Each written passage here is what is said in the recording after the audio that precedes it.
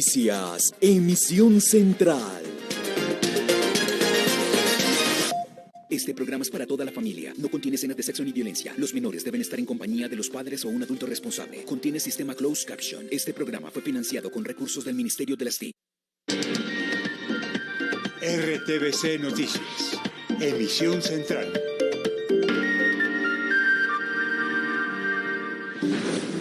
Atención, inminente cese multilateral del fuego con grupos armados en Colombia, anuncia el presidente Gustavo Petro.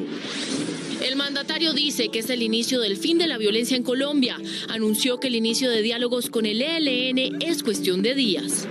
No soy de los presidentes que buscan cuando Biden va al baño para atravesárselo el pasillo. Presidente Petro negó que llegara tarde a un encuentro con Joe Biden. Dice que había una cita. Fiscalía creó grupo especial para los casos de terrenos invadidos. Defensor del Pueblo dice que hay 108 casos en el país. El gobierno anunció la compra de 5 millones de hectáreas para evitar casos de invasiones. 9 comunidades de Carmen del Darién en Chocó están confinadas por campos de minas antipersonal. Congresistas colombianos y diputados venezolanos se reunirán en zona de frontera el próximo domingo, un día antes de la reapertura. Nuevo proceso judicial contra Aida Victoria Merlano. La Fiscalía imputó el delito de enriquecimiento ilícito. Buscan a quienes invadieron la cancha en Tuluá y que agredieron a jugadores y al técnico del Deportivo Cali. Inseguridad en Bucaramanga. Millonario robo a un cliente de un banco. Le quitaron 280 millones de pesos. 2 muertos y 25 heridos en accidente de tránsito en la vía a la línea. Día sin carro en Bogotá, Cali y municipios de Cundinamarca. Les contamos cómo estuvo la jornada y las pérdidas que reportan los comerciantes. Informe especial, la inseguridad que azota a los ciclistas. En Bogotá se roban una bicicleta cada hora. Los médicos dicen que no va a volver a caminar. Tenemos los dolorosos testimonios de las víctimas de robos de bicicleta, personas al borde de la muerte por la violencia de los atracos. En Bogotá hay zonas de terror para los ciclistas. A la calle 26 le dicen la troncal de la muerte. Pues aquí me han robado ya 4 bicicletas. En el mundo, crisis en Irán, 17 muertos y violenta represión en revueltas que iniciaron por el asesinato de una mujer que llevaba mal puesto el velo islámico. Información de servicio. Mañana inician pagos de ingreso solidario. Les explicamos cómo recibirlo. Ya viene oportunidades. Hay vacantes en la empresa Google. Y en deportes, las voces de solidaridad con el Deportivo Cali por lo ocurrido en Tuluá. Todo listo para el partido de despedida de la leyenda del tenis, Roger Federer. Jugará un partido de dobles con Rafa Nadal. Y en Cultura estuvimos en la casa de Gonzalo Mayarino, creador del podcast 10 versiones de RTBC Play. No se pierda el segundo capítulo de La mano y el ojo del artista.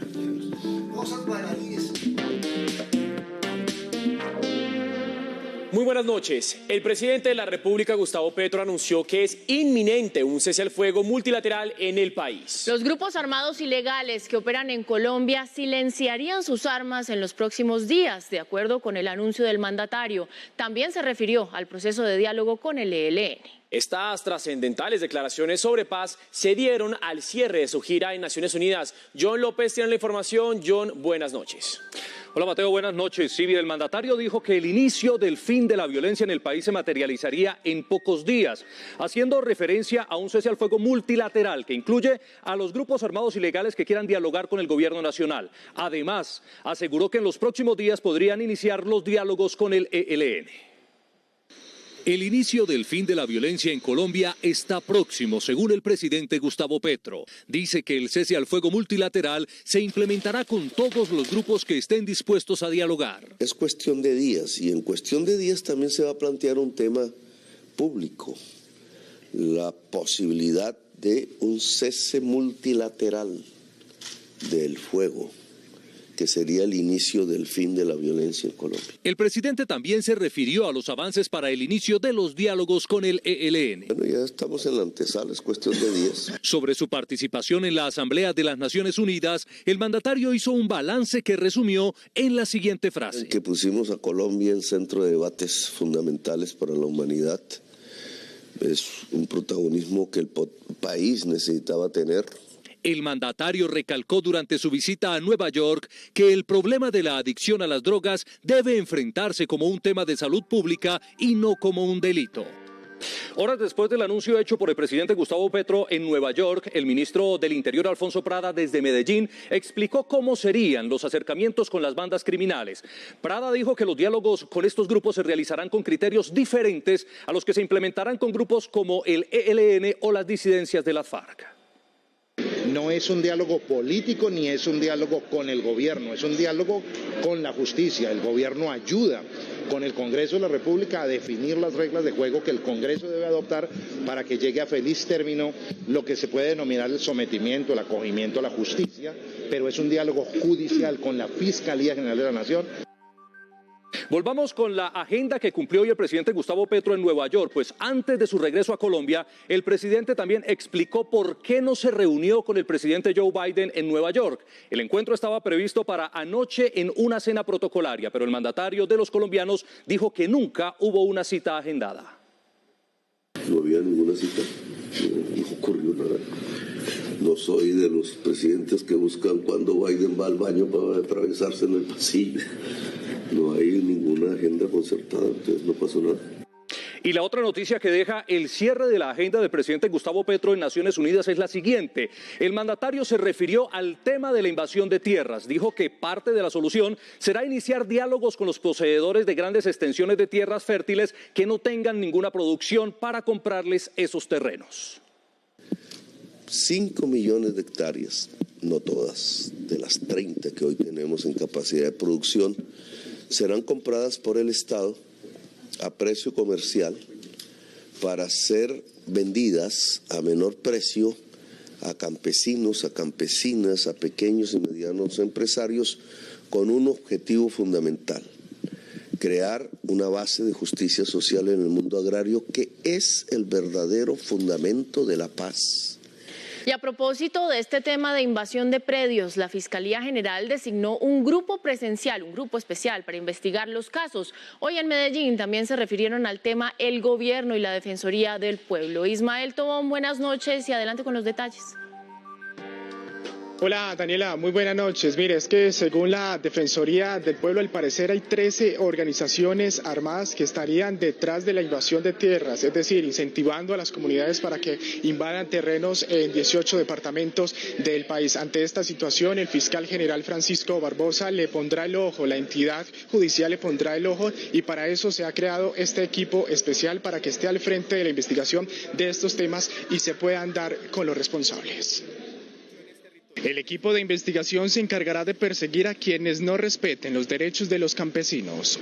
Va a ser un equipo itinerante que va a tratar de recaudar todos los elementos materiales probatorios para proceder en la judicialización en los casos que sean pertinentes. Por su parte, el ministro del Interior señaló que por ahora no habrá intervención de la fuerza pública en los territorios, pues confía en los diálogos. La tierra y los problemas que han surgido en Colombia históricamente alrededor de ella han generado toda la violencia histórica en Colombia, razón por la cual pensar que la vamos a resolver a punta de bala o a punta de cárcel, pues es un error histórico que ya se ha cometido. Según la Defensoría del Pueblo, cerca de 6.000 familias estarían ejerciendo ocupación de predios en distintas zonas del país. Donde el 36% se ve representado en el departamento del Cauca, así como también esos 108 casos están distribuidos en 26 municipios del país. El gobierno nacional insiste que el acceso a las tierras debe hacerse de forma legal.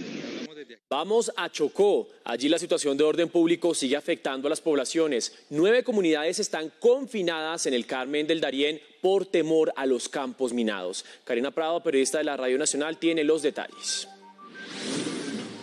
En total son 1.327 personas las que se encuentran confinadas. Entre ellas hay más de 700 niños. Esto en el resguardo indígena Urada Higuamiandó.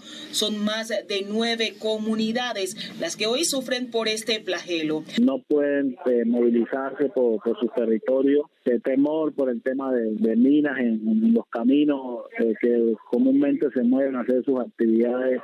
Según el mandatario local de Carmen del Darién, en Chocó en varias oportunidades han solicitado a la fuerza pública que realicen labores de desminado en esta zona para evitar el riesgo de estas comunidades. Desde Quibdó, en el departamento del Chocó, Karina Prado Rivas, Radio Nacional de Colombia y RTVC Noticias, conectados 24/7. Hay alerta por el número de casos de desnutrición crónica en La Guajira. Según el Instituto Nacional de Salud, hay 1.200 niños menores de 5 años de edad con esta afección. Este es un informe de Karen Pedrosa, periodista de la Radio Nacional. Con esta alarmante cifra, La Guajira tiene el 25% de los fallecimientos de menores de 5 años de edad por desnutrición en el país, de acuerdo con lo informado por el Instituto Nacional de Salud en el boletín epidemiológico a la semana 36 del año en curso. Estamos trabajando todos los días para poder fortalecer las redes que nos permiten el autocuidado por parte de la familia, pero también la atención oportuna por el sector salud y por supuesto la vinculación a algunos de los programas por parte del instituto. La situación preocupa al pueblo guajiro, dado a que desde hace más de 5 años se expidió la sentencia T302 de la Corte Constitucional, que obliga al Estado a garantizar los derechos a la salud, del agua y la alimentación del pueblo guayú. Sin embargo, esta no ha sido cumplida. Desde La Guajira, Radio Nacional de Colombia y RTVC Noticias, conectados 24/7. Representantes del Congreso de la República y diputados de la Asamblea de Venezuela confirmaron una reunión para apoyar la reapertura comercial de la frontera entre Colombia y Venezuela. El encuentro será realizado en Villa del Rosario. La reunión será el 25 de septiembre en vísperas del posible encuentro entre el presidente Gustavo Petro y su homólogo venezolano Nicolás Maduro para dar reapertura comercial a la frontera. Para construir una agenda integral en materia social, económica, política, ambiental. De otro lado, el presidente de la Asamblea Nacional Bolivariana de Venezuela, Jorge Rodríguez, aseguró que la frontera está más viva que nunca y será puesta al servicio de la paz. La apertura de la frontera es una excelente noticia, sobre todo para nuestros pueblos fronterizos de nuestros estados Táchira, Zulia, Apure. Paola Holguín, senadora del Centro Democrático, no ve con buenos ojos esta reunión y la considera de ilegítima. Uno nota un enorme afán del actual gobierno por congraciarse con la narcodictadura que usurpa el poder en Venezuela y todavía no nos han contado qué va a pasar con las estructuras criminales. A este encuentro asistirán autoridades del orden nacional y local. El tránsito comercial será oficial desde el próximo lunes 26 de septiembre. Un nuevo proceso judicial deberá enfrentar a Aida Victoria Merlano, esta vez por enriquecimiento ilícito. En una audiencia, Merlano no aceptó los cargos. La investigación inició el 31 de octubre de 2019, año en que fue constituida la empresa Esaid SAS, la cual, según la Fiscalía, fue utilizada como fachada para actividades ilícitas, en la que Aida Victoria era la representante legal. A fin de lograr el ocultamiento de los inmuebles de la ex senadora Merlano Rebolledo. Y es que se tiene, su señoría, que la sociedad en cabeza de Merlano Manzaneda nunca existió físicamente, que tampoco desarrolló ninguna actividad de las enmarcadas en su objeto social. El ente acusador encontró 9 inmuebles que fueron traspasados por la excongresista Merlano a la empresa, avaluados en más de 2.000 millones de pesos. Se pudo establecer en el transcurso de la investigación que por lo menos desde el año 2005 había hecho parte de una empresa criminal electoral, de donde se colige razonablemente, señor juez, que la condenada ex senadora adquirió los bienes donados a la sociedad Esaid SAS en desarrollo de actividades ilícitas. Ante estos hechos, Aida Victoria Merlano no aceptó el delito de enriquecimiento ilícito y dijo que demostrará su inocencia en este proceso judicial. A través de videos y fotografías, las autoridades trabajan en la identificación de quienes agredieron a los jugadores del Deportivo Cali en el Estadio 12 de octubre en Tuluá. Más de 1.400 hinchas del equipo estuvieron en las tribunas. Alejandro Muñoz, buenas noches y adelante.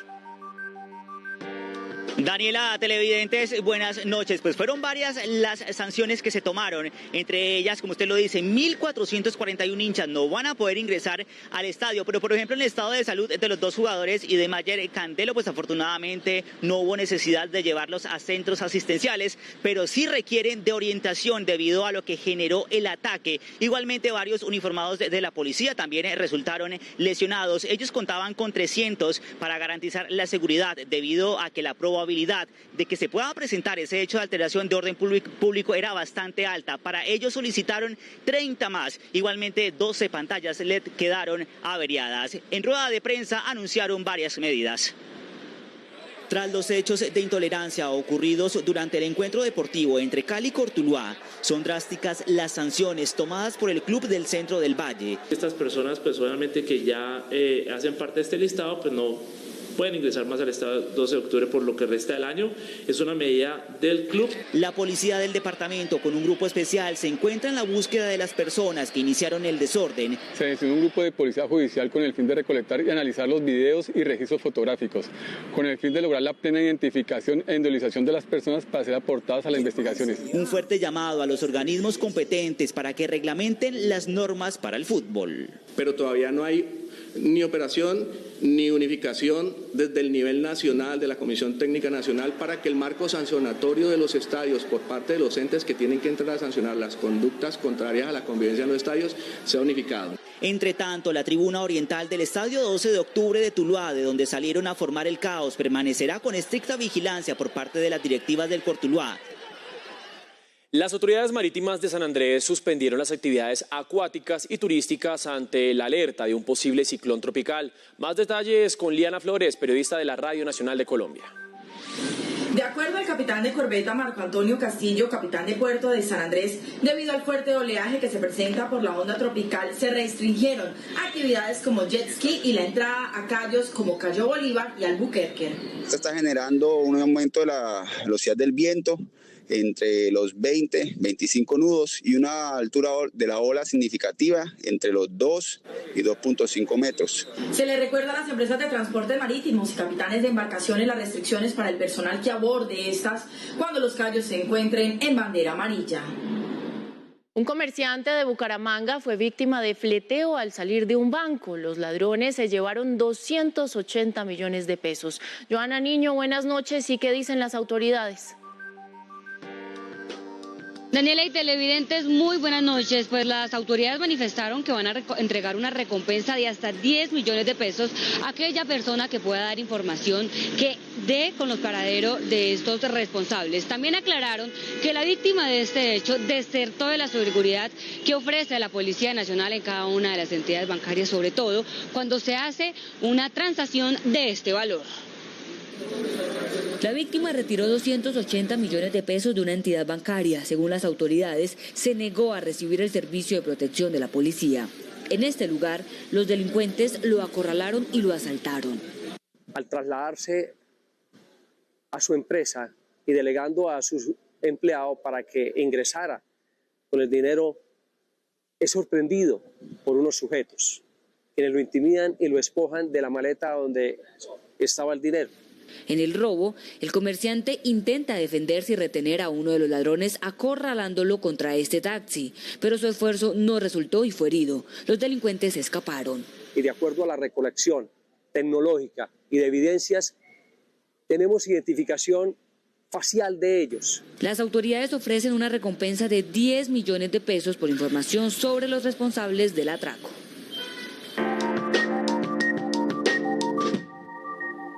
Dos personas muertas y 25 heridas dejó el accidente de un bus que transportaba 65 indígenas de la comunidad Nasa desde Bogotá hacia Cauca. Paula Rodríguez, periodista de la Radio Nacional, tiene los detalles. A eso de las 7:30 de la mañana en la vía a la línea sector conocido como la Cabaña Jurisdicción del departamento del Quindío, cuando este bus escalera de placas VAE 572 de Puerto Tejada, Cauca, se volcó con sus 65 ocupantes, entre ellos adultos y niños. Y desafortunadamente tenemos 2 víctimas fatales, una de ellas en el lugar de los hechos y una que posteriormente es trasladada a la clínica La Sagrada Familia y allá fallece. Radio Nacional de Colombia y RTVC Noticias conectados 24/7. Otro derrumbe complica la situación de movilidad en la vía que comunica a Medellín con Bogotá. El trayecto tiene paso a un carril, lo que congestiona el tráfico en algunos sectores. El nuevo derrumbe en la vía Medellín-Bogotá causó caos en el oriente de Antioquia. Parte de una montaña se desprendió a causa de las lluvias de las últimas horas. La concesión a cargo de la autopista realizó trabajos de remoción de tierra para abrir paso a los vehículos que se represaron por varias horas en el sector. Es importante señalar que en este momento la seccional de tránsito, las concesiones viales se encuentran en alerta frente a cualquier deslizamiento, cualquier hecho que pueda afectar la movilidad con el fin de atenderlo a todos los usuarios viales. Invías precisó que por el momento hay paso a un carril sentido Medellín-Bogotá, por lo que pide a los conductores precaución a la hora de transitar. Además, que tengan precaución porque las lluvias continuarán en los próximos días. Día sin carro y sin moto en Bogotá, Cali, varios municipios de Cundinamarca. Pues bien, las autoridades han impuesto cerca de 500 comparendos a conductores que infringieron la medida. Vamos inmediatamente con Edwin Suá. Edwin, muy buenas noches. Cuéntanos usted cuánto falta para que concluya esta jornada del día sin carro y moto. ¿Qué tal, Mateo? Buenas noches para usted, para todos los clientes. Restan menos de 1 hora y 40 minutos para que finalice esta jornada aquí en la capital del país. Permítame, mientras entregamos una información que nos acaban de suministrar las autoridades distritales, cómo está la carrera séptima, la altura de la 32. Ustedes se pueden dar cuenta, totalmente sola, desocupada. Algunos vehículos, pero son taxis y otros buses del SITP. Como positivo calificaron las autoridades esta jornada que finaliza a las 9 de la noche, desde las 5 de la mañana. Mire, reportaron que un 80% de los habitantes de Bogotá se movilizó en transporte público. Estamos hablando exactamente de Transmilenio, un 2% en taxi, 10% en autos que estaban autorizados para circular hoy, un 7% en bicicleta y un 1% en patinetas eléctricas. En este momento las autoridades también organizaron una actividad de bicicine en donde las personas acá en su bicicleta comparten un rato agradable luego de que finalizara, también cesara una leve llovizna. En el siguiente informe les contamos más detalles de la jornada que se vivió hoy en la capital del país. En las primeras horas de la jornada en Bogotá fueron sancionados 250 conductores. Los usuarios de Transmilenio calificaron como positivo el día sin carro y sin moto. Yo vine a hacer una diligencia aquí en la fiscalía y eso me trajo el bus en pura. Yo considero que para que el planeta mejore y eso está muy bien. No, mira que no, yo pensé que iba a estar súper lleno las estaciones o cosas así, pero no, bien. En las centrales de las empresas de taxi se vio más movimiento, sin embargo los conductores no fueron tan optimistas. La gente piensa que hoy por ser día, ¿no? Carros nos está llenando acá de plata, ¿no? Eso es una gran mentira. Me rinde más a mí con los trancones. Y para muchos ciclistas fue un día normal. Pues yo ando en bici, entonces como que no, pero sí se nota, está solo. También hubo sanciones para los que contaminaron el medio ambiente. Hemos revisado 167 vehículos, de los cuales hemos inmovilizado 43, hemos revisado 10 motos y de estas hemos inmovilizado 6. La alcaldesa Claudia López recordó las multas. La Policía de Tránsito y nuestros gestores en Vía Azules tienen mi instrucción de imponer comparendo e inmovilizar a todo vehículo y moto que hoy viole el día sin carro y sin moto. En Chía Mosquera también hay jornada. Inició a las 6 de la mañana y terminará a las 8 de la noche. Y vamos ahora a Cali. En el día sin carro, un conductor disparó contra agentes de tránsito cuando le inmovilizaron el carro. Alejandro Muñoz, cuéntenos más de este caso y del balance de la jornada. Daniela, pues hay que decir que esta persona ya fue detenida por las autoridades e inició en un proceso judicial. Y hace 22 minutos que finalizó la jornada del día sin carro aquí en la capital vallecaucana. Ya hasta ahora se empieza a ver cómo los vehículos empiezan a circular con normalidad. Fueron 212 notificaciones y 44 vehículos inmovilizados que incumplieron esta medida. Pero por otro lado hay que mencionar que un hombre que se movilizaba en un taxi fue asesinado. Al parecer habría salido de un centro carcelario. Pero veamos el siguiente informe sobre la jornada en Cali. Así permanecieron las calles de Cali durante la jornada. Quienes normalmente se movilizan en bicicleta destacaron la actividad. No, pues para nosotros que andamos en bicicleta, bello. Yo casi nunca uso masivo y esta vez se ha comportado muy bien. De otro lado, los taxistas y los comerciantes reportaron pérdidas económicas. Para nosotros no hemos visto mejoría. Es más, en semana nos basta mejor que hoy, que es el día del no carro. Para nosotros es indispensable el acercamiento de nuestros clientes al centro, o sea, para las compras. Esto afecta en un 60% en nuestras ventas. Y la policía detuvo a un hombre que disparó un arma traumática en un procedimiento. Su motocicleta fue inmovilizada. estoy ofuscado, disparé al aire, disparé al piso, ¿qué tiene de malo? Más de 700.000 vehículos, entre carros y motos, dejaron de circular por las calles de Cali durante la jornada. Los comerciantes de Bogotá criticaron el día sin carro y sin moto. Reportaron millonarias pérdidas tras la jornada. La Federación de Comerciantes de Bogotá advirtió que, aunque respeta la implementación del día sin carro, que 1,8 millones de vehículos y 469.000 motos dejen de circular en la capital, afecta en 70% las ventas del gremio. El día sin carro y sin moto en Bogotá genera trastornos para toda la economía. El comercio puntualmente pues ve la caída vertiginosa de sus ventas en un día como este porque la gente está concentrada en desplazarse de su casa al trabajo y del trabajo a su casa. En las calles los comerciantes comparten la posición del gremio. Obviamente al cliente le da pereza salir, no tiene cómo llegar y pues el transporte urbano es pésimo. Bastante porque el flujo de personas es mucho menor al de normalmente de todos los días. Además, Fenalco asegura que las mesas y jornadas de negocios empresariales se frenan por completo. Una gran cantidad de las citas de negocios y de toda la actividad comercial o económica que tenga la ciudad, ese día se suspende. El sector más afectado en este día, precisamente, es el de la venta de vehículos y motocicletas.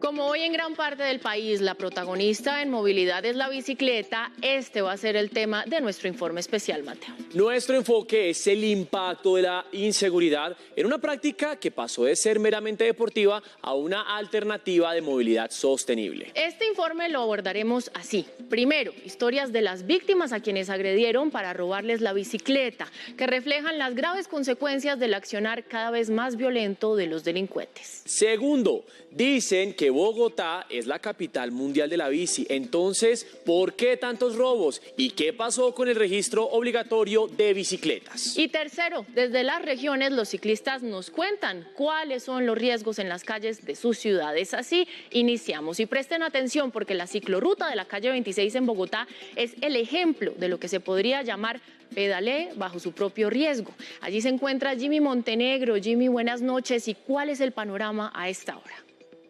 Compañeros televidentes, muy buenas noches. Pues nos hemos venido a uno de los túneles de la ciclorruta de la avenida 26, muy cerca aquí de la avenida Boyacá. Aquí, en este punto, justamente fue asesinado un joven de 25 años por robarle su bicicleta.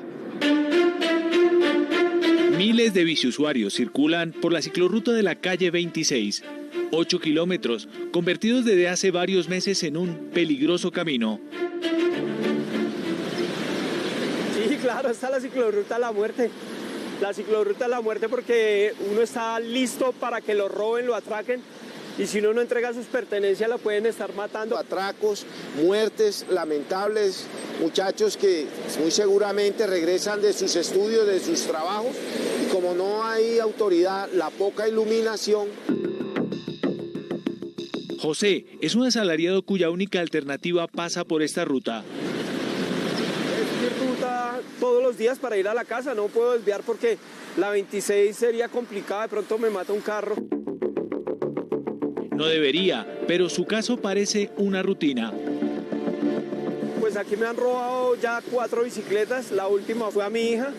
Pues esa fue la 4ª bicicleta, le robaron a mi hija más o menos a esta hora, 6:30, 6:25 más o menos, le ponen un revólver en la cabeza, salen 2 muchachas, la tiran al piso, le roban, le jalan el casco y le ponen el revólver en la cabeza y le dicen que corra por su bien porque la van a matar. La inversión en las 4 bicicletas han sido más o menos 6.200.000 pesos.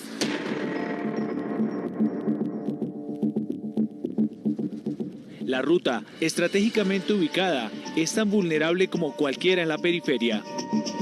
Estos túneles están vueltos nada, todos están rotos, sin luces. Mira la entrada de este túnel sin ni una bombilla para poder uno entrar. De pronto le pueden estar a uno colocando trampas. Mira, aquí no lo cuida uno nadie porque todo esto, mire cómo están las luces, no hay luces. Están dañadas, las han roto los amigos de lo ajeno. En la gran mayoría son extranjeros los que están robando. Y no se captura a la persona en el hecho no pasa nada. ¿Quieres que te quite ese saco? A pocos metros de ahí, la vida de Santiago Álvarez se partió en dos. Yo le doy gracias a Dios que estoy vivo, pero hay muchos casos que no han pasado así.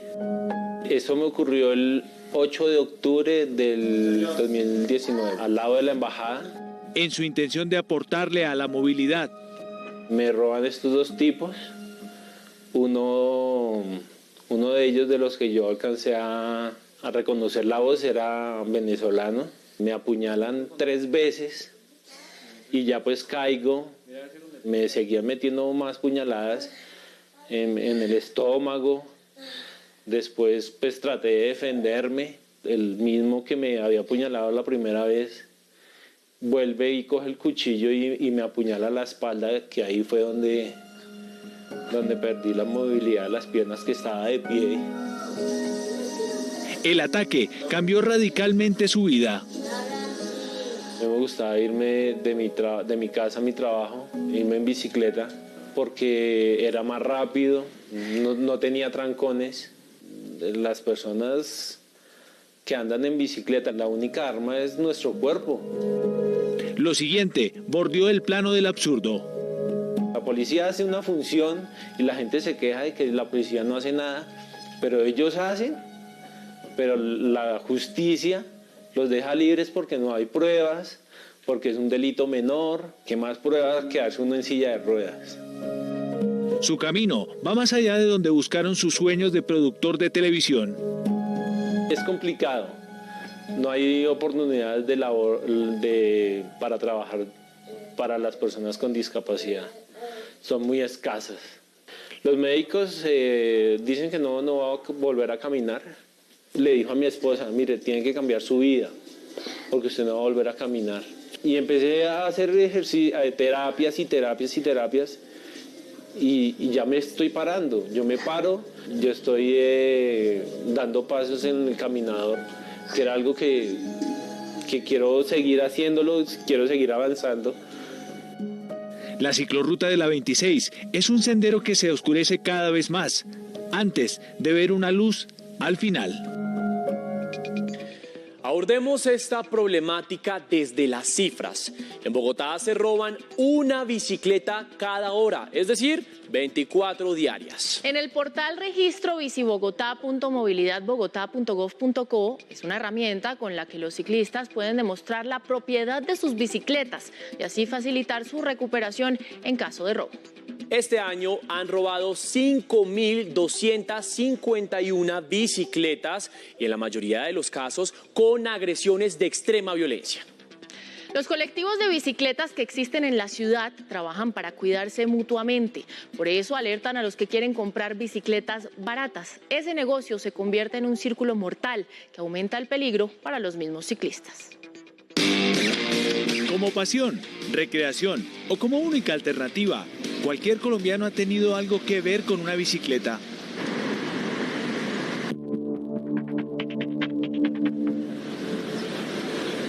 Si bien Bogotá tiene 600 kilómetros para moverse en bicicleta, la velocidad con la que creció esta práctica excedió los cálculos. Más que ciclorruta parece una pista de bicicross. Muchos huecos y hace que uno se pinche más rápido. Que haya más acompañamiento de policía. En el día se hacen en Bogotá unos 800.000 viajes en bicicleta. A fuerza de costumbre, Camilo Morales se hizo experto en ciclismo urbano. Gracias a que no había mucho cultura del ciclista urbano hace 10 años, fue que yo empecé a hacer ropa porque no había que consumir. Y empezamos a darnos cuenta que realmente valía la pena moverse en una ciudad como Bogotá, porque es una gran capital, como Nueva York, como Buenos Aires. Entonces vimos que apostar a esa movilidad era positivo. Aunque mucho anda sobre ruedas, digamos nada más en Suba son más o menos 100.000 viajes diarios, 100.000 ciclistas que se mueven a diario en la bicicleta. Entonces tú dices, wow, y ese número que obviamente nos falta mucho todavía para ser una ciudad, como dicen, la capital de la bicicleta, pero creo que estamos en Latinoamérica, somos los primeros. Proporcional a la afición y al uso, el mismo palo en la rueda azota todos los días. El enemigo de la bicicleta es la inseguridad que tenemos. Es un panorama contradictorio. Una época que estaban robando bicicletas caras, pero ¿qué pasó? Que cuando eran bicicletas caras, la policía sí reaccionaba rápido, y es curioso. Entonces ya como que los ladrones no roban tanta bici cara porque saben que es un encarte para ellos. Entonces, ¿qué prefieren? Robar la bicicleta de 300.000, de 500.000, de 1 millón, porque sabe que nadie va a hacer nada por esa bicicleta porque casi no vale, entre comillas. Tenemos una reducción de cerca del 20% en los casos de hurto de bicicletas en lo corrido de este año. Hemos aumentado la recuperación de las mismas en cerca del 50%. Falta policía, pero no falta policía por tener policía, sino falta policía con esa convicción de servir a la gente. No es suficiente porque la intención es precisamente brindar más seguridad, pero en los controles que estamos haciendo en los diferentes sectores. La percepción sobrepasa la tranquilidad en las cifras. Necesitamos gente que sepa de la bici y que realmente esté en esos cargos haciendo cosas que realmente sirvan para eso. Hemos venido trabajando con los distintos colectivos de ciclistas, de biciusuarios, y todo ese esfuerzo conjunto nos ha permitido tener una reducción de cerca del 20% de los casos de hurto de bicicleta en lo corrido de este año. Es un círculo cada vez más vicioso y peligroso. Llega un man y te dice a ti, llegas esta bici en 200.000 pesos y tú necesitando bici y 200.000 pesos rebarata. Venga, de la compro, porque la gente compra una carta de propiedad en 10.000 pesos en cualquier tienda de bicis y va y la registra y ya queda la bici que lavada prácticamente. La paradoja para una práctica que no invita, sino a mejorar día a día. La bici es vida y no muerte, totalmente. Y es importante destacar que esta es una problemática que sucede también en otras de las principales ciudades del país. Vamos a Cali. Allí un hombre fue asaltado a punta de machete para robarle la bicicleta, y en Medellín les piden a los ciclistas estar siempre atentos y no bajar la guardia.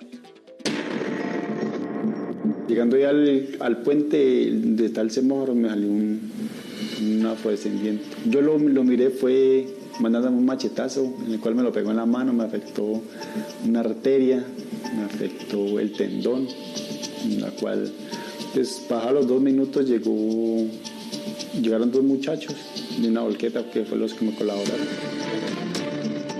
Ya voy a cumplir los 3 meses de incapacidad que se cumplen ahorita el 2 de octubre. Uno queda, es como que uno pasa y ve una persona que ya se le arrima a uno, uno ya piensa, me va a robar, me va a hacer algo. Entonces. Se han hecho diferentes acciones, operativos donde se ha logrado la recuperación de bicicletas, y esto es gracias al apoyo de la misma comunidad. Ha representado una reducción en el hurto a bicicletas del 78%. Siempre hay que estar alerta a cualquier movimiento de motos, que siempre van a llegar de pronto, más que todo no tanto por la bicicleta sino por los celulares. Nos han robado, nos han quitado las bicicletas, al compañero que pasó le robaron una. Muy inseguro la ciudad de Medellín para nosotros ciclistas últimamente. Mientras que haya tanta alcahuetería de las personas que compran los repuestos o las bicicletas robadas, entonces no vamos a tener lugar de nada. Se han llevado a cabo 53 capturas por estos actores dedicados al hurto de bicicletas, y vamos con 65 bicicletas recuperadas, con un 23% de incremento en la parte operativa, dando una tranquilidad a nuestra ciudadanía, con el fin obviamente de generar un acompañamiento de nosotros como institucionalidad a la comunidad.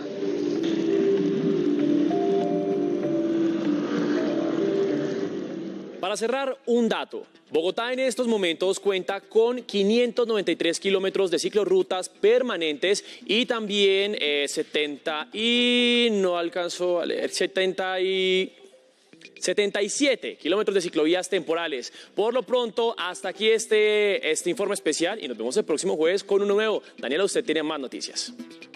Mateo y televidentes, pues la Fiscalía General de la Nación envió un equipo especial para investigar el caso de supuesta corrupción de Mcali, en el que facturaron 2 televisores por casi 43 millones de pesos. Entre tanto, la Procuraduría suspendió la ejecución de ese contrato. Más noticias de las regiones en el siguiente panorama. Incomunicados se encuentran los habitantes de la zona rural del municipio de Convención, en norte de Santander, ante una avalancha que se registró en horas de la madrugada. Tienen incomunicados a los habitantes de esta zona rural con el casco urbano y que deja hasta el momento 6 familias que perdieron todo durante la emergencia invernal. Autoridades en Chaparral, Tolima, lograron evitar el reclutamiento de 2 niñas menores de edad. Piden a los padres de familia reportar de manera oportuna este tipo de hechos. Por su parte, la personería del municipio tiene registrado por lo menos 10 casos de reclutamiento ilegal en lo que va del año 2022 por presuntos grupos delincuenciales. La Dirección General Marítima, a través de la Capitanía de Puerto de Barranquilla, informó que el calado autorizado para las operaciones de acceso a la zona portuaria de la ciudad subió a 8,8 metros. Se evalúa entonces cuáles son las condiciones que han mejorado para el zarpe de las embarcaciones.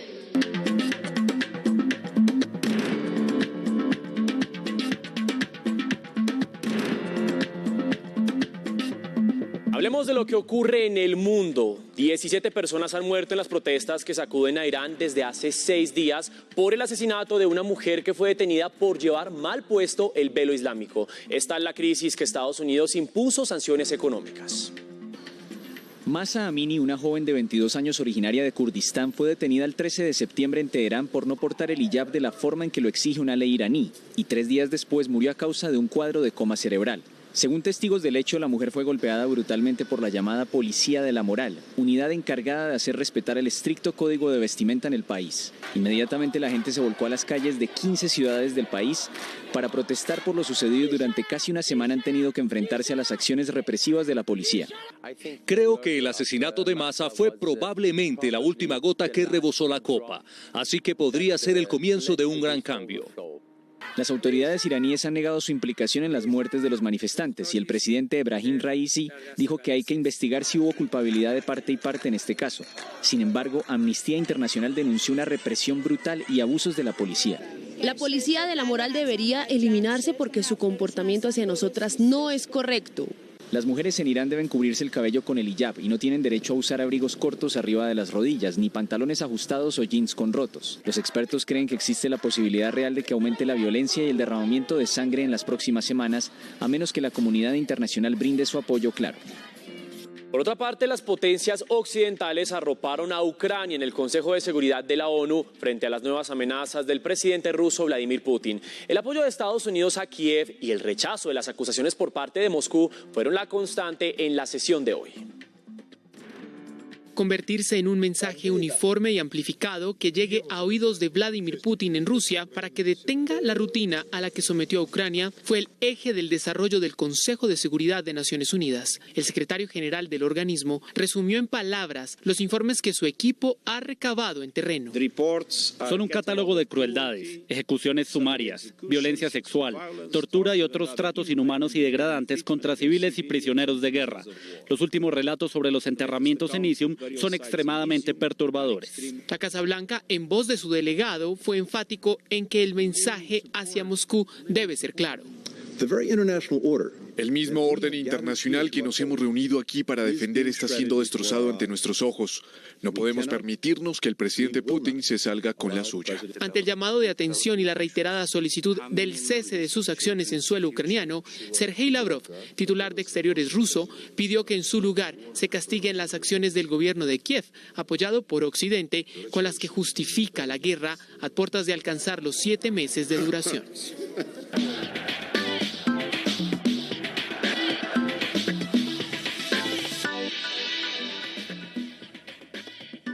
Muy buenas noches, bienvenidos a la información deportiva. Qué alegría saludarlos como siempre aquí desde la ciudad de Medellín. Comenzamos hablando de lo ocurrido con el Deportivo Cali, con las agresiones de los mal llamados hinchas al cuerpo técnico y también al entrenador Mayer Candelo, pues todo esto suscitó a la salida del estratega. Pero ¿por qué esta crisis? ¿Qué está pasando en el equipo azucarero que hace 9 meses fue campeón? Nosotros aquí en RTVC Noticias hicimos el siguiente análisis.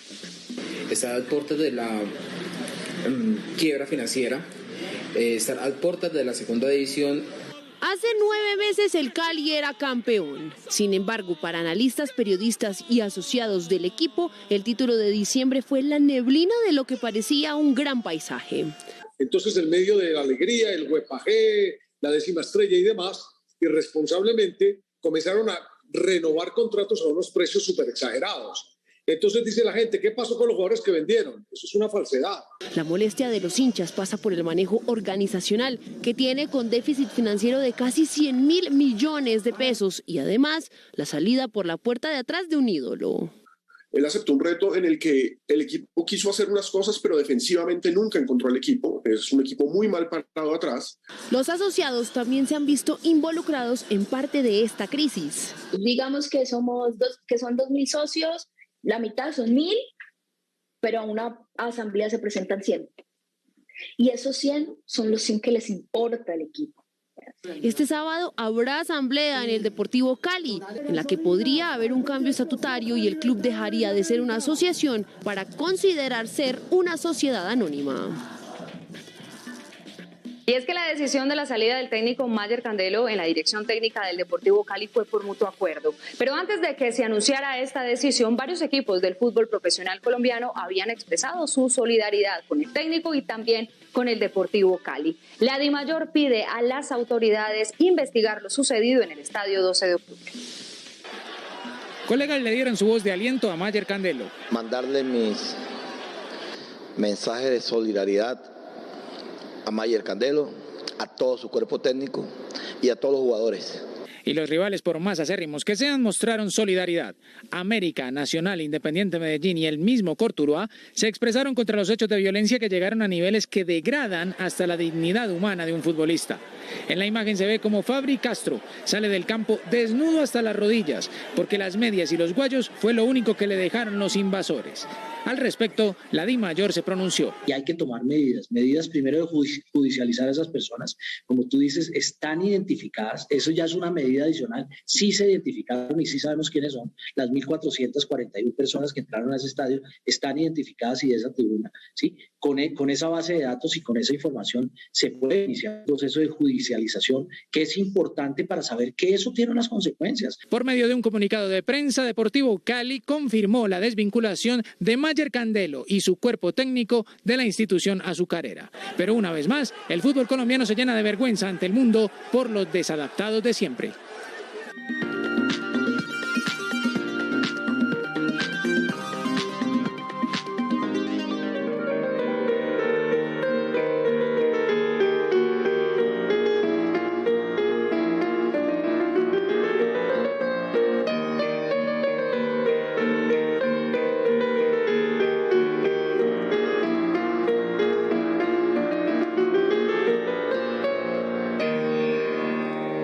Lo recibo con esto porque hoy es el Día Internacional del Mimo, así que vamos a hablar de mimos. Y es que existen desde antes de lo que pensamos. En la antigua Grecia, los mimos eran parte de las comedias griegas y de las tragedias griegas. Siempre eran estos personajes sarcásticos que hacían oposición, que se burlaban de los poderosos, etcétera, etcétera. Muy parecido a lo que ocurre ahora. Luego, en Roma, las opiniones estaban divididas. Había emperadores que los querían y otros que no. Por ejemplo, Trajano los desterró. Luego vino Calígula y dijo, no, yo los recibo otra vez. Marco Aurelio los amaba tanto que los nombró sacerdotes de Apolo. Y Nerón los quería el doble y alguna vez actuó de mimo. Después vino la Edad Media y apareció la comedia del arte, que es donde aparecen estos personajes icónicos dentro de las narraciones cómicas. Entonces está el que hace reír, el que es sarcástico, está la que es la princesa, está el que es el galán y por supuesto estaba el mimo. Les voy a mostrar un fragmento de la ópera Ariadna en Naxos de Richard Strauss, en la que aparecen los personajes de la comedia del arte.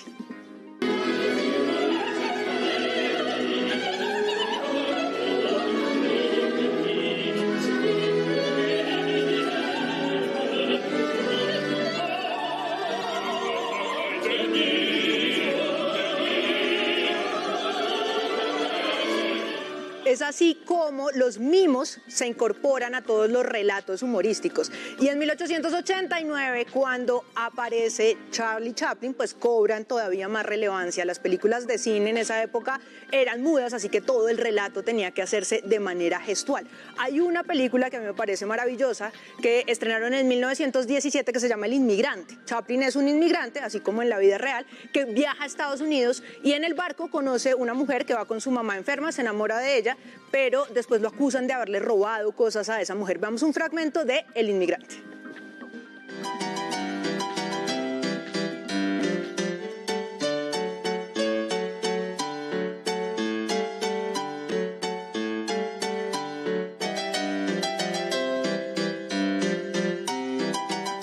Y luego en 1923 nace Marcel Marceau, que es la razón por la que existe el Día del Mimo. Resulta que sus estudiantes pusieron el 22 de septiembre como Día del Mimo porque fue la fecha en que murió en el 2007. Marcel Marceau tenía un personaje que se llamaba Bip, que tenía camisa de rayas, que es de donde sale la idea de que el mimo siempre tiene tirantas y camisa de rayas, sombrero y una flor en la mano. Veamos un sketch de Marcel Marceau.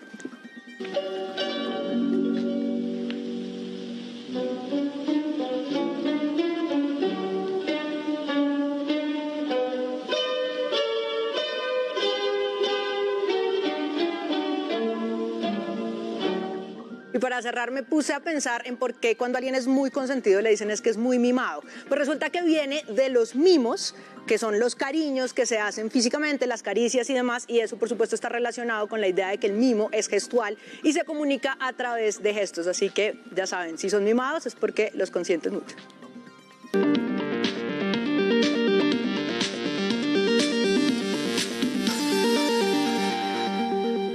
Más noticias. Quedan 4 días para que los beneficiarios del programa de ingreso solidario reciban el apoyo económico. Más de 3,5 millones de hogares esperan la ayuda.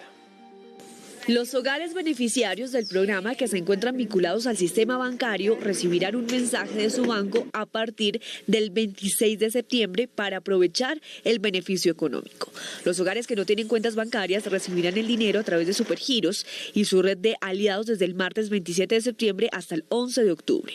La transferencia de los ciclos 30 y 31 corresponde a los pagos de septiembre y octubre. 1,6 billones de pesos es el presupuesto destinado para los 2 ciclos de pago. El precio del dólar bajó 24 pesos y cerró a 4.379 pesos. El precio interno de la carga de café bajó 46.000 pesos, quedó en 2.356.000 pesos. En 80% aumentó el número de pasajeros movilizados entre enero y agosto de 2022 en comparación con el mismo periodo de tiempo del año 2021, según la Aeronáutica Civil. Colombia exportó el primer contenedor de pimentón hacia Estados Unidos. Las autoridades enviaron a la cárcel a Eduard Antonio Ruiz, alias Brian, supuesto cabecilla del Clan del Golfo y señalado del ataque armado a la subestación de policía de Carepa, Antioquia, hecho que se dio el pasado 5 de mayo en el que resultó herido un uniformado. Más noticias del día en un minuto.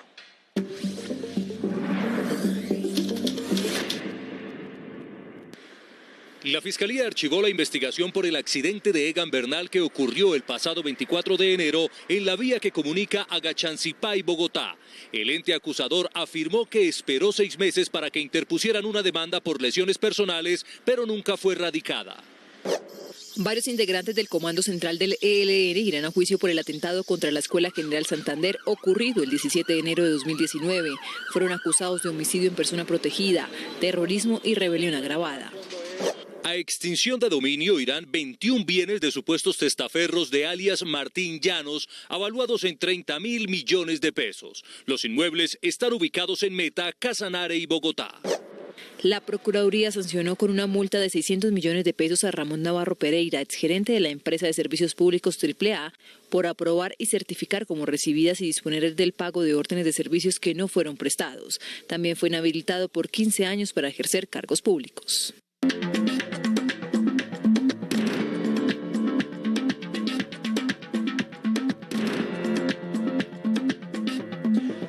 Actualizamos las noticias internacionales. La policía de Nicaragua prohibió 2 procesiones católicas y la conmemoración del aniversario 453 de la traducción de la Biblia al castellano en algunas partes del país. Así lo informaron fuentes religiosas. Más noticias del mundo a continuación.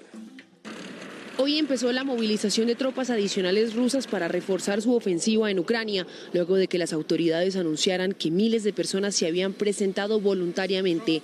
Esto pese a que muchos rusos huyen del país para no verse obligados a combatir. Los líderes de la coalición de derechas en Italia, favorita según los sondeos para las elecciones legislativas del domingo, cerraron hoy su campaña en Roma entre aplausos. Giorgia Meloni, líder del movimiento Hermanos de Italia, de formación ultraderechista y nacionalista, podría convertirse en jefa de gobierno.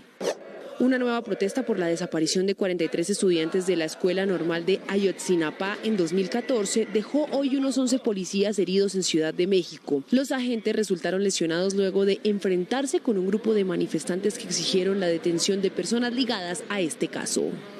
El gobierno de Nicolás Maduro denunció la destrucción de la empresa estatal venezolana de fertilizantes Monómeros, ubicada en Colombia, tras retomar su control luego de 3 años en poder del líder opositor Juan Guaidó. El ministro de Petróleo señaló a Guaidó, a Leopoldo López y al expresidente colombiano Iván Duque como responsables. Llegamos a oportunidades, atentos porque la empresa de tecnología Google abrió vacantes de trabajo en Colombia y acá como siempre les contamos cómo aplicar. En oportunidades de trabajo, vaya a la página careers.google.com. Diríjase a la pestaña Trabajos, luego en Ubicación, donde deberá seleccionar Colombia.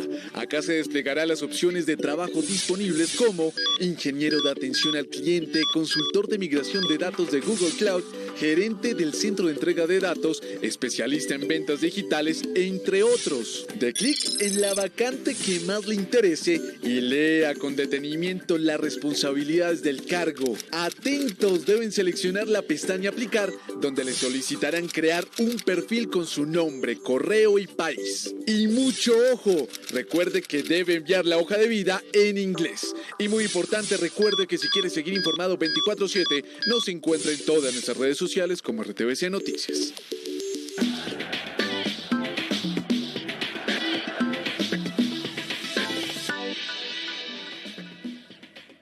Y seguimos con más información deportiva porque la ciclista colombiana Paula Patiño renovó con el Movistar Team hasta el 2025, así que veremos rodar a la colombiana bastantes años más con el equipo español. Con esta información nosotros comenzamos nuestro recorrido por el mundo deportivo en nuestro resumen. Este viernes 23 de septiembre a las 7 de la noche hora de Londres, Roger Federer disputará su último partido como profesional en la Laver Cup. Lo hará jugando al lado de Rafa Nadal en los dobles en los que enfrentarán a Jack Sock y a Frances Tiafoe en el duelo entre América y Europa. Esto dijo Nadal sobre lo que será el último partido junto a su gran amigo.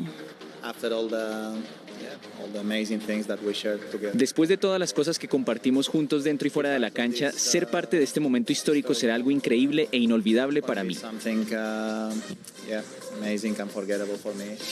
En la continuación de la fecha 13 de la Liga Colombiana, Águilas Doradas venció 2-0 a Unión Magdalena, que venía en racha. Fue con doblete de Marco Pérez, quien al minuto 51 y al 77 le dio la victoria en casa al equipo de Leonel Álvarez. Deportes Tolima acabó la relación contractual con Michael Rangel, el delantero que este año había marcado 7 goles con la camiseta de los Pijaos. De acuerdo a la información recogida por RTVC Noticias, la desvinculación se dio a causa de actos de indisciplina del jugador.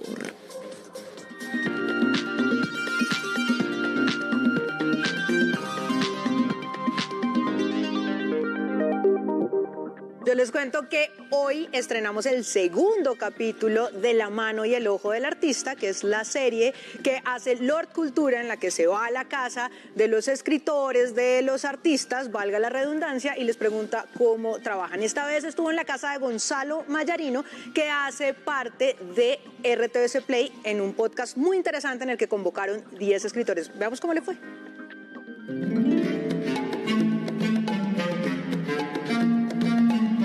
Bueno, estamos en el Parque El Virrey de Bogotá y allí nos está esperando el escritor y poeta Gonzalo Mayarino, que hace parte del podcast de RTVC Play 10 versiones. Gonzalo, ¿cómo vamos? Por cultura pensé que no llegaba. ¿Cómo vamos? ¿Cómo va todo? No, pues que tocaba ver el partido del Real Madrid, Gonzalo. Claro, siempre el Madrid, siempre. Gonzalo, venga, aprovechando que usted es poeta, dígame qué opina del poeta del siglo XXI, Ricardo Arjona. Gran poeta, gran poeta. Su canción sobre las mujeres es muy divertida y aún una sobre Jesucristo. Pero es más poeta Armando Manzanero. Gonzalo, cuéntenos usted cómo le ha ido con el formato radionovela y podcast. La radionovela, que para ustedes es una cosa ya muy rara y muy extraña, porque pues eso debió terminar hace 20 o 30 o 40 años. Pero entonces el radio y la voz, la sola voz, eran el vehículo para llevar todas las emociones y los acontecimientos y los desarrollos de las historias. Gonzalo, ¿y me trajo a su casa? Lord Cultura, a mi casa, la única que he tenido hace 40 años. Vivo allí con la señora Carmen Restrepo, mi esposa, espléndida escritora ella. Y vivimos ahí. Y ahí lo invité para contarle cómo escribí esta radionovela. Venga y le cuento, y venga a ver mi casa, que es como ver mis entrañas. Vamos. Oiga, Gonzalo, y a todo esto, ¿uno cómo mantiene una casa siendo escritor? Los milagros de la poesía, Lord Cultura, los milagros de la poesía. Pase, bien pueda. Gracias, Gonzalo. ¿Te provoco un cafecito o un vasito de agua? Uy, sí, un vasito con agua, Gonzalo. Después de esa caminata quedé seco. Siga bien pueda y siéntese donde le parezca mientras le sirvo su agüita. Gracias, Gonzalo. Venga, tengo una pregunta. Una amiga hace poco me recomendó un podcast de 10 versiones de RTVC Play y todavía no entiendo cuál es el alboroto que tiene especial. Tiene de especial que 10 escritores colombianos recibimos el elenco de unos personajes, el conjunto de unos personajes y más o menos la misma trama. Y teníamos que escribir una historia con ese material. Después RTVC consiguió un elenco de actores y grabaron las radionovelas que están hoy en día en el aire, las oye todo el mundo. Y 10 grandes, bueno, grandes no digamos porque yo estoy ahí, y 10 escritores colombianos. Aquí está su agüita. Uy, gracias, Gonzalo, estaba seco, hombre. 10 escritores que desafiaron la imaginación para escribir la versión de una historia. Vamos, Lord Cultura, no se quede ahí sentado como una plasta. Venga, le muestro una cosa y conversamos un poco más. Está bien, vamos. ¿A dónde me lleva, hombre? A este sofacito. En este sofá me siento yo a pensar pendejadas. Y aquí veo pasar las imágenes y las cosas y las sensaciones que utilizo después en los libros. Cosas baladíes, Lord Cultura, como el amor y la libertad, que tal vez es lo único que vale la pena en este mundo, ¿no es cierto? Me quedé pensando en el tema del podcast y sinceramente, ¿cuál fue la historia que más les gustó? Y si es la suya, no importa, dígalo. No, la mía ciertamente no, la de Margarita Posada es espléndida. Margarita Posada tiene la fuerza de una Carson McCullers. Es una tremenda escritora. Debería escribir más y embarcarse en una novela larga. Pero eso es asunto de otros 500 pesos, como decía mi mamá. Bueno, Gonzalo, gracias por la invitación. Le dejo el agüita acá. Estaba seco, hermano, pero gracias. Ya me están esperando en el Qué bueno que vino, Lord Cultura, qué bueno. Y acuérdese siempre de una cosa. Con el ojo y la mano bien afinados, trabajamos los artistas. Chao, un abrazo. Gonzalo, que estés Gracias bien. por venir. La imaginación es lo que cuenta. 10 escritores que desafiaron la imaginación para escribir la versión de una historia en www.rtvcplay.co. RTVC Noticias, emisión central. Me conoces, mírame bien si sabes de mi padre, mi madre o mis abuelos. Quiero sentir la alegría. Me conoces, ven por mí. Es tiempo de encontrarnos. Dame todo tu apoyo. Muéstrame el camino para ser un campeón. Me conoces, soy yo. Me conoces, ven por mí. Me conoces, mírame.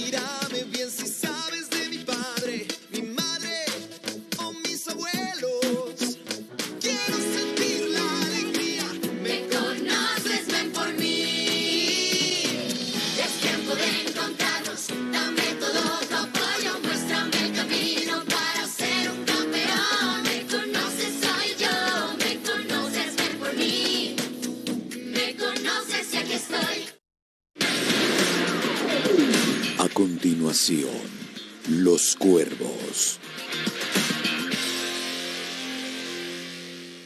Este programa es para toda la familia. No contiene escenas de sexo ni violencia. Los menores deben estar en compañía de los padres o un adulto responsable. Contiene sistema closed caption. Este programa fue financiado con recursos del Ministerio de las TIC.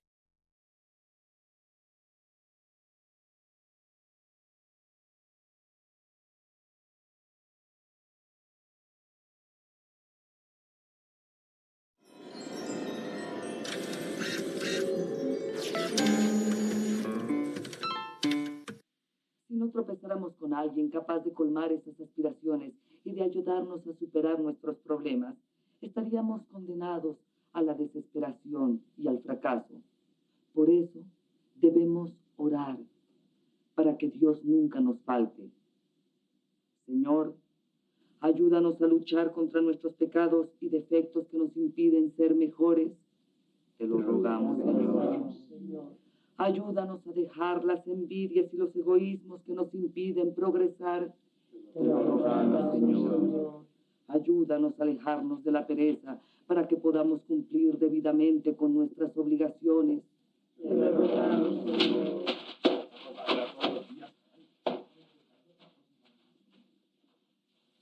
Señor, escúcheme, por favor.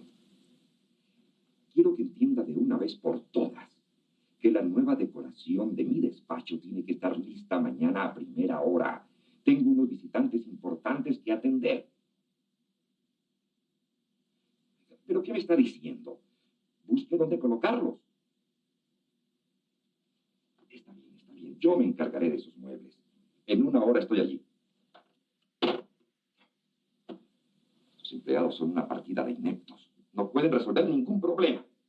Resulta que no saben dónde colocar los muebles viejos para poner los nuevos. Ahora lo único que me falta es que no encuentre un chofer para traerlos. Si Fausto sirviera de algo, míralo allí.